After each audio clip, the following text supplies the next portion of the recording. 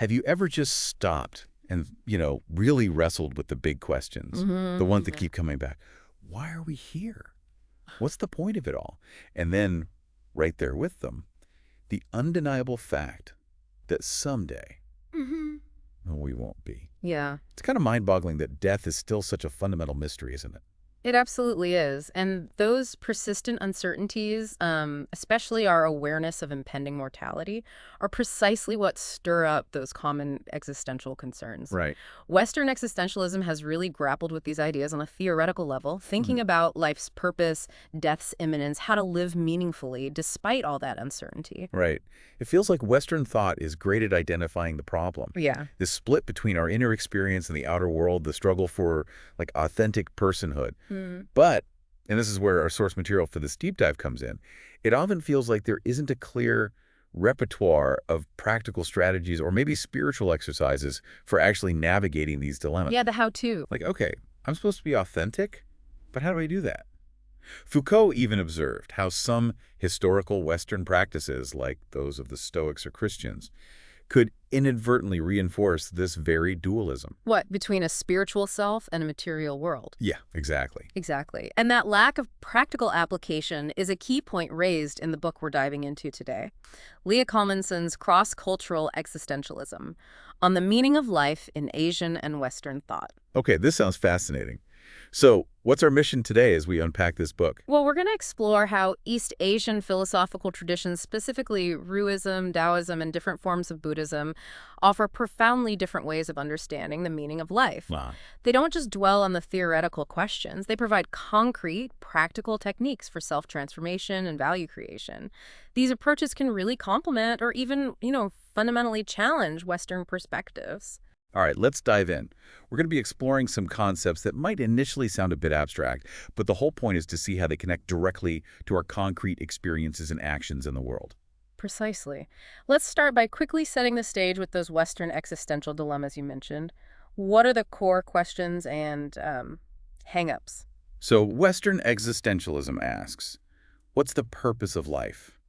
How do we face the certainty of death? How do we live meaningfully when everything feels uncertain? It's heavy stuff. It is. And a recurring issue within Western thought is this problem of subject-object dualism, the perceived separation between our internal consciousness and the external world. Right, the inside-outside problem. Yeah, this split creates dilemmas, particularly around the idea of meaning. Where does meaning come from? Is it purely subjective, just whatever you find fulfilling? Or does it require some kind of objective value outside of yourself? I know this comes up in debates, like with Susan Wolf. She argues that meaning isn't just personal preference. It arises when subjective attraction meets objective attractiveness. Your activities have to be engaging to you, but they also need to be, in some sense, objectively valuable or worthwhile. Right. And she acknowledges how difficult it is to define what objective value actually is, but she feels it's necessary to avoid saying that someone who dedicates their life to, I don't know, counting blades of grass is living a meaningful life just because they find it fulfilling.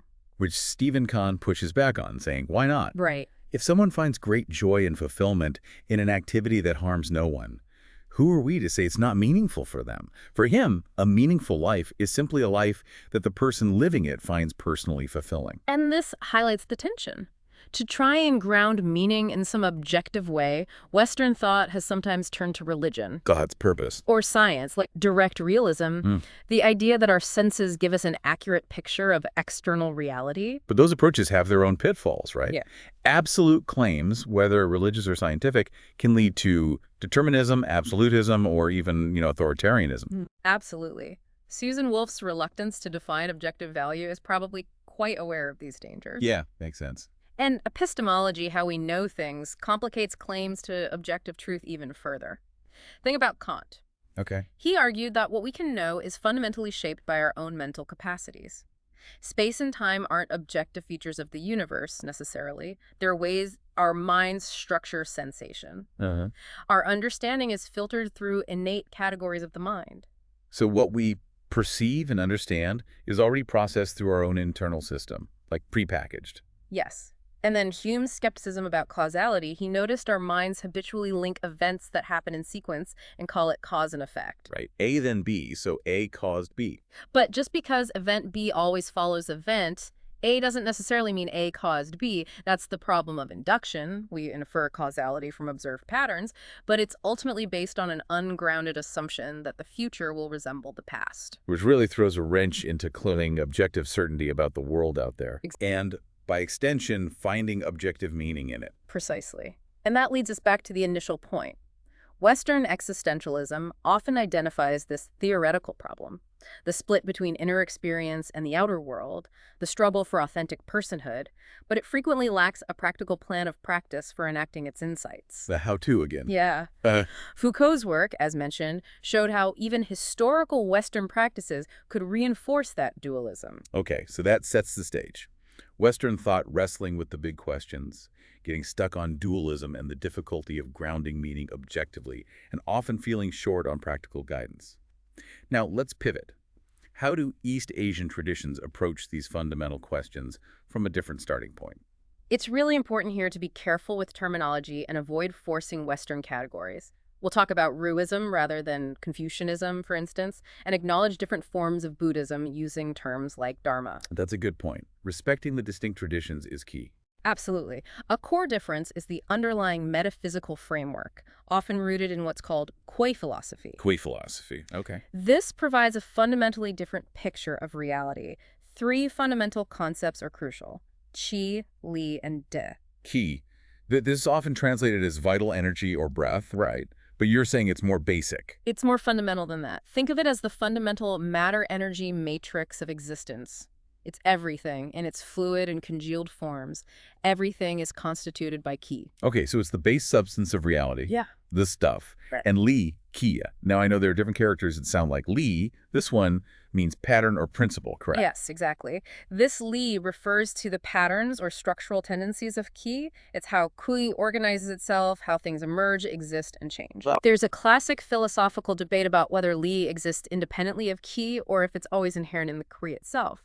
The Song Dynasty scholar Zhu Xi put it elegantly: in the cosmos, there has never been any psychophysical stuff, Qi without structure Li, nor any structure without psychophysical stuff. They are mutually dependent. got it. Qi is the stuff, Li is the pattern or structure within the stuff. Makes sense. And D? D is the transformative power. It's what allows for stability and change, both naturally through the dynamism of Qi and Li, and crucially, through human intervention. It's often translated as virtue, power, or potency. So right away, this framework seems to blur the lines between what is and what ought to be.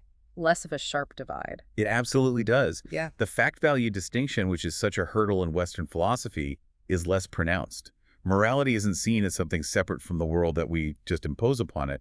It's inherently connected to the functioning and tendencies of the cosmos itself. This is sometimes called moral metaphysics. Gilulu uses the term querealism, but it's vital to understand this not as some naive idea about just perceiving reality directly, but as a theory about how things behave, and because of that, a program for action. So it's a framework that inherently links reality and value and points towards how we should act. Yes.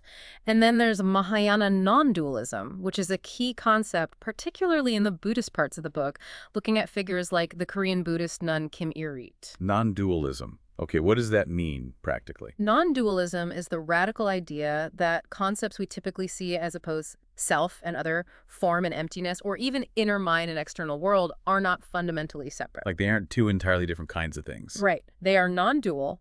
The Buddhist doctrine of no self, for example, means there's no fixed, independent self sitting apart from reality, waiting to be liberated. This implies that suffering, dukkha, and liberation aren't fundamentally different states. They're understood within this non-dual context.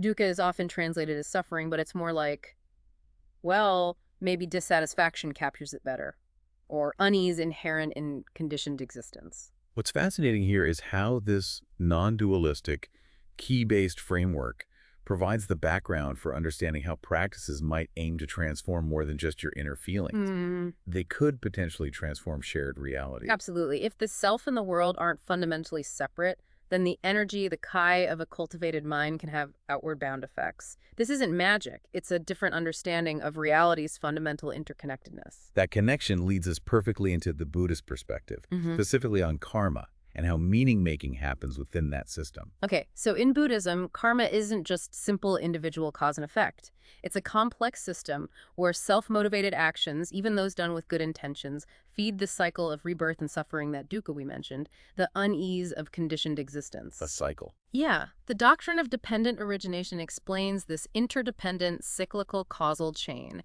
and it's made clear there's no discernible first point or first cause to escape to. We're simply caught in this self-sustaining process. So doing good things, good karma, doesn't necessarily get you out of the cycle, but it influences your future experiences within it. Better circumstances, maybe. Precisely. Good deeds generate karmic merit, or puja. Think of puja as the positive energy accumulated from virtuous actions. Accumulating puja leads to better rebirth conditions, more favorable for eventually reaching enlightenment. Okay, so you're accumulating good conditions. But you mentioned something intriguing about this merit being extravagant. What does that mean? This is one of the most fascinating parts. Within the Buddhist karmic economy, merit has this unique quality. It increases even when you use it or give it away. Really, it grows when you spend it. Kind of. It's not a restricted economy based on scarcity or conservation, like our usual financial systems where spending money means you have less of it. It's premised on the rampant production of new value through generous and virtuous action. Like Georges Bataille's idea of a general economy, where energy is always in excess, and the question is how that surplus wealth is squandered or spent non-productively. Is it similar? Exactly. Bataille actually explored this idea, though he might not have fully grasped how deeply embedded this concept of a productive economy of merit is in Buddhist practice. The whole system, from monastic life to lay donations and merit transfer, is a hyper-productive engine. Wow. Giving donations, engaging in virtuous practices, dedicating merit to others, all of it generates more merit. Vast stores of unclaimed merit are freely available to be squandered for the benefit of all sentient beings. Merit, in this view, can only be extravagant. That really flips the script on our usual understanding of accumulation.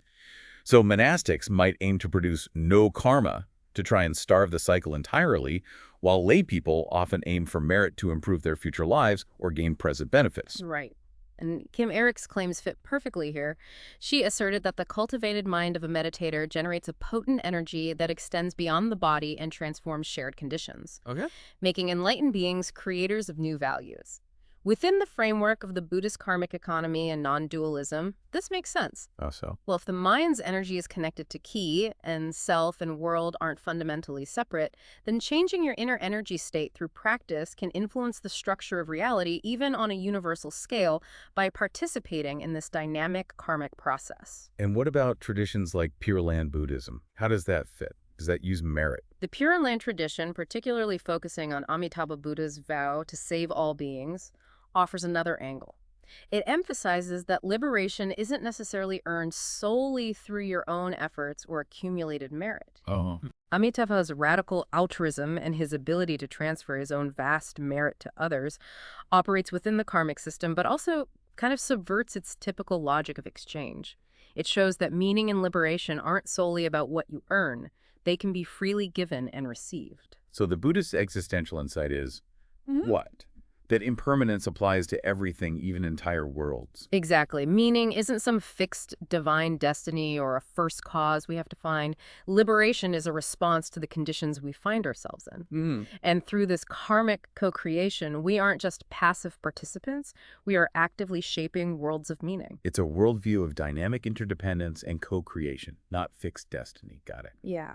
That transitions us beautifully into the Ruist and Daoist perspectives, which really focus on how meaning isn't just something you create or discover, but something that is actively enacted or realized. This loops us back to Q philosophy and how Kia interacts recursively the interplay of forces like yin and yang, or the more refined spiritual energies of Han and Po associated with mind and body.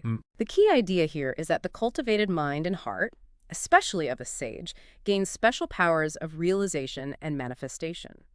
It enters into extraordinary relations with the environment, achieving what's called spiritual clarity, shenming. Shenming. So that's like the power to manifest and illuminate. Something like that, yeah. So the sage's cultivated inner state allows them to apprehend the patterns, Lee, of the cosmos in a profound way. So they grasp the structure Li through their cultivated transformative power. Yes, exactly. And they use this connection to bring about transformations in social and environmental contexts. It's not just about understanding the world, it's about aligning with its inherent patterns to influence and improve it. The I Ching, the Book of Changes, seems like a perfect example of engaging with this idea. It's often used for divination, right? But it's really a practice for understanding cosmic patterns. Yeah. Absolutely. The I Ching is a fundamental practice for engaging with the changing patterns, the Li of the cosmos. Reading and interpreting it isn't just passive reception of information, it's described as a creative and productive hermeneutic exercise. Yeah. Through interacting with the text and its patterns, meaningful connections proliferate, and you actively participate in discerning and shaping possibilities. And commentary traditions around the I Ching, like those in the Northern Song dynasty, function as techniques of realization and value creation. How did that work? Exactly. These weren't just academic exercises, they were constructive and sometimes, subversive projects. Commentators like Hu Yuan explicitly rejected interpretations influenced by certain Taoist or Buddhist notions of emptiness, Okay. arguing instead that ki is always in some state, whether lacking visible form or having clear forms. This wasn't just abstract metaphysics, it was an act of political resistance and cultural affirmation. Really? By affirming the reality and significance of phenomenal affairs, they provided a philosophical ground for social and political change, emphasizing engagement with the world. So value creation here isn't creating something out of nothing ex nihilo. No. It's a radical transformation or skilled subversion of existing structures and values, often through engaging with and reinterpreting tradition. Precisely. And this idea that changes at the microcosmic level influence the macrocosmic is made explicit in core texts like the Daxu, the Great Learning. Ah, that's one that says bringing order to the world starts with cultivating oneself. From the ruler down to ordinary people, all must regard the cultivation of the self as the root. I remember that. It's a clear picture of nested isomorphic structures. Yeah. Changes in your mind and character are seen as reverberating outwards to influence your household, the state, and ultimately the whole world. It's not about having naive faith in sensory perception, but a form of moral realization, a program for action designed to realize values inherent in the cosmos's tendencies. And this requires dedicated practice and training, or ziju. Ziju. Okay, Yeah. so meaning isn't just out there to be found passively. It's brought into being through your active interaction and cultivation. Mm-hmm. It makes me think of Milan Kundera's idea about coincidences, how we might chide people for being blind to them, thereby depriving life of a dimension of beauty. That's a great parallel. It challenges that Western idealist-realist debate. Are coincidences just blind chance or purely subjective projections? Yeah. In this East Asian view, they could be seen as potential for enacting meaning, engaging with the structural tendencies of ki that are simultaneously mental and material. It's less about finding pre-existing meaning and more about participating in bringing that meaning into being through your cultivated engagement. Okay, this is definitely feeling less like abstract theory and more like something you do. Hmm. So what are the actual concrete existential practices that these traditions offer for engaging with these ideas? That's where we get to the heart of the program for action that Western existentialism often lacks.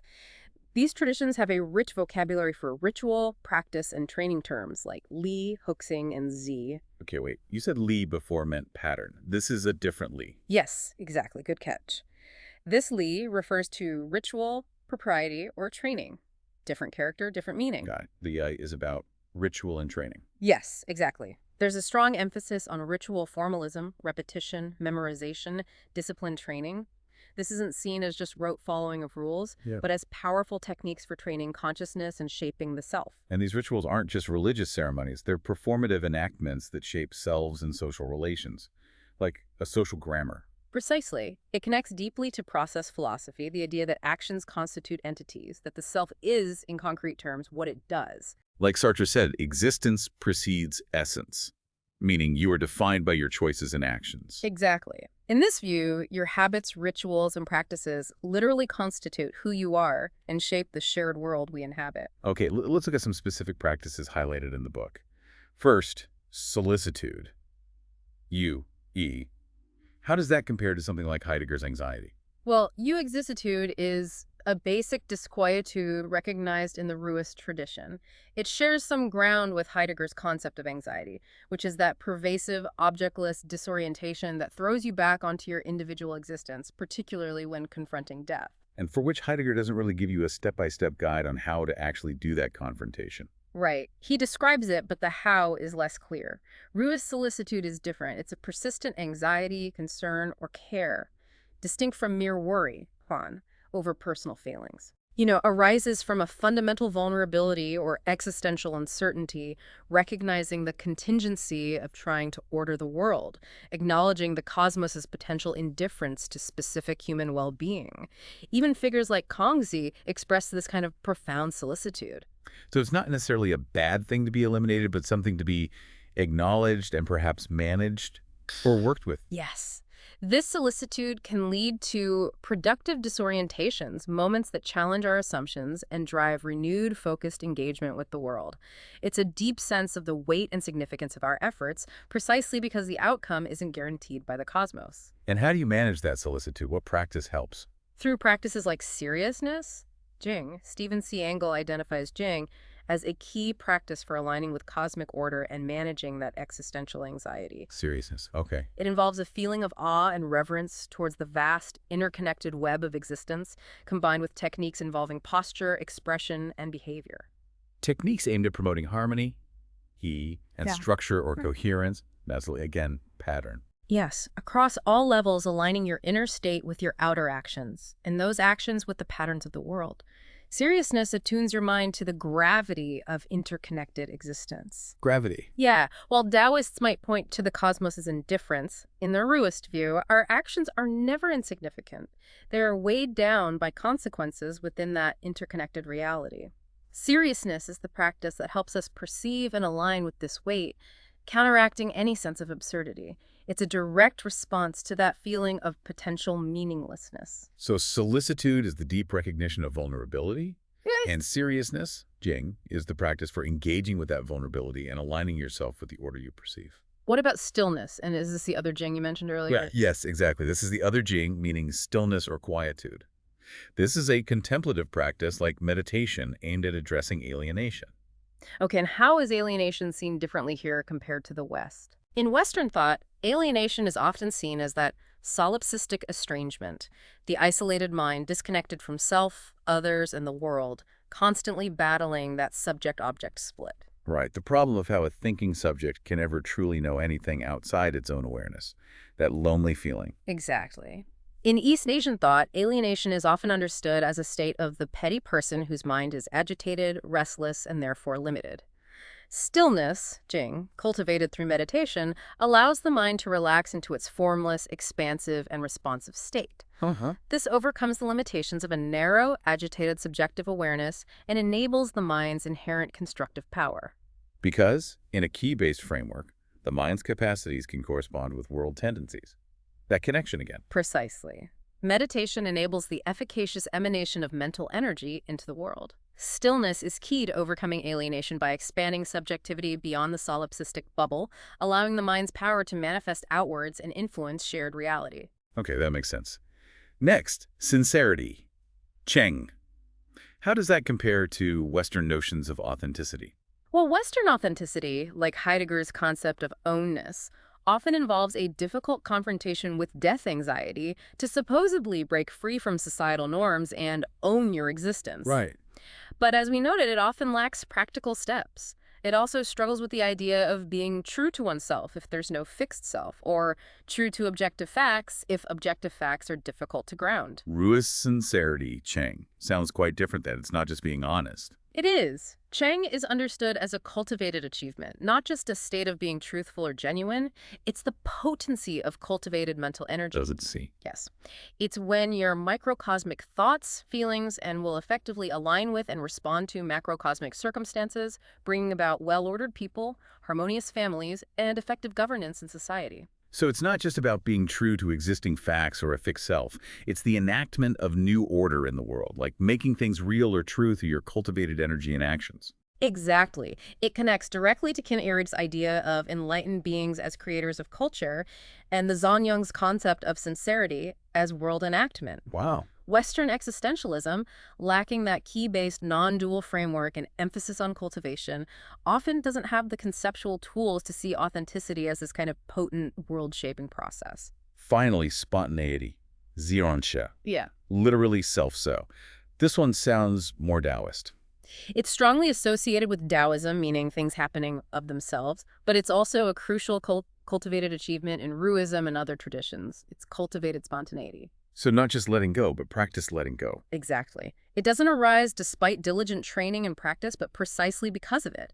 Think of Zhuangzi's famous anecdotes about skilled artisans whose movements are effortless because of years of practice. Right, the butcher carving the ox. Or the Japanese concept of shuhari in martial arts or traditional arts.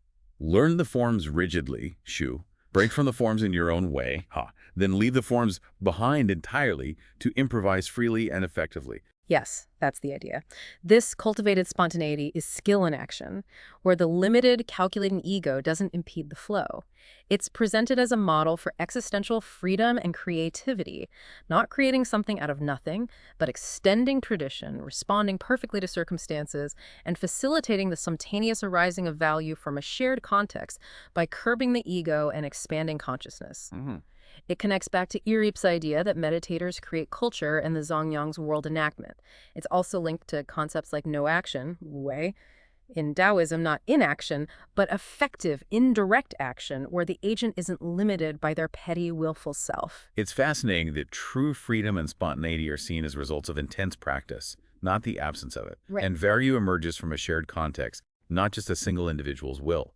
So these 5 practices, solicitude, seriousness, stillness, sincerity, and spontaneity, offer concrete strategies for engaging with existential concerns from within these East Asian frameworks. That's right. They provide a pathway for actively transforming one's relationship to uncertainty, dualism, and the search for meaning. So drawing this all together from Leah Kalmanson's book, what's the big picture takeaway from this deep dive? Well, I think the key takeaway is that by bringing Western existential questions into conversation with East Asian practical philosophies, we see that meaning isn't just a theoretical problem to be debated or discovered passively. It's something that can be actively realized or enacted through sustained effort and cultivation. And these East Asian traditions provide that robust program for action that Western thought often finds itself searching for, that how-to. Yes, a program centered on self-cultivation and practical techniques like ritual, light, contemplation, jing, grasm, and study. These aren't merely ways to change your internal state. Right. They are methods for transforming your inner life and, because of the underlying non-dual framework, influencing the shared world. This really challenges the typical Western idea of inner experience as being purely private or locked inside your head. Safe in here. Absolutely. In East Asian thought, inner experience is understood as embodied, transegoic, and even communal. Think of Tu Weiming's idea of spiritual communion or Zhuji's notion of guantong, a kind of sudden intermixing or mutual penetration. Like understanding one thing allows you to suddenly grasp a whole network of related things. Reading and learning classical texts, for instance, isn't seen as passive reception of information. Just taking it in. No, it's an active practice that nourishes mental energy and connects us communally, even across time, with the sages of the past. It's a transformative interaction. This is very different from European nihilism, which often assumes existence lacks inherent meaning and worries about its breakdown. Right. East Asian traditions generally assume existence is fundamentally meaningful due to the inherent patterns of lie within qi. Their concern is less about finding meaning itself and more about human significance and the efficacy of our actions within that meaning-laden cosmos. Okay. Their existential coping strategies aren't about inventing meaning in an absurd world, but about cultivating ourselves to be capable participants in revitalizing world creation in a cosmos that might otherwise seem indifferent to our individual efforts. Like the Daoism says again, all must regard the cultivation of the self as the root. Exactly. It's about making ourselves capable vessels for the ongoing creation of meaning. And that requires daily commitment and practice. It's not a one-off insight. Exactly. Here's where it gets really interesting, maybe a final thought for you listening. Consider the profound implications if philosophical speculation about the nature of reality and meaning and daily mind-body practices like meditation or ritual are truly two aspects of the very same activity. It suggests that our inner lives, those thoughts, feelings, and energies we might think are safely contained within us, aren't just private. Mhm. They have outward bound forces that can and do manifest in the world around us. So taking our inner cultivation seriously, committing to those daily practices of seriousness, stillness, sincerity, maybe even spontaneity, it might not just be about personal well-being or achieving some internal state. Right. It could be the key to unlocking a transformative creative renewal, not just for ourselves, but for the world we inhabit. What stands out to you about the idea that your internal state might be actively shaping the reality we all share?